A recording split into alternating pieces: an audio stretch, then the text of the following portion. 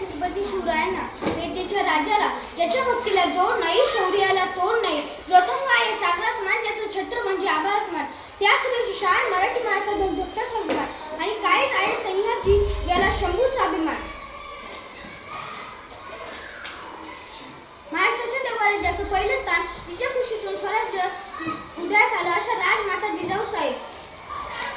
परमुखात राहून स्वराज्य निर्मितीचे स्वप्न पाहणारे शहाजीराजे भोसले यांचा इतिहास वाचल्यानंतर डोळ्यात पाणी अंगावर आल्याशिवाय राहणार नाही. ते छत्रपती शिवाजी महाराज आणि पित्याने निर्माण केलेले स्वराज्य याचे रक्षणच नाही केले तर पित्याने निर्माण केलेले स्वराज्य याचे हे अजून 10 पटीने वाढवले, असे ते शंभू राहिले.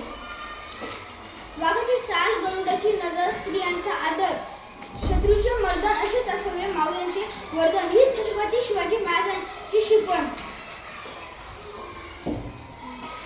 65 किलोची तलवार चालवतो त्याचं नाव यसाजी, 2000 शत्रूंशी एकटाच झुंजतो त्याचं नाव बाजी, हात तुटला तरी शत्रूशी झुंजत राहतो त्याचं नाव तानाजी, 8 तासात घोडा दिल्लीवरून पुण्याला घेऊन येतो त्याचं नाव संताजी,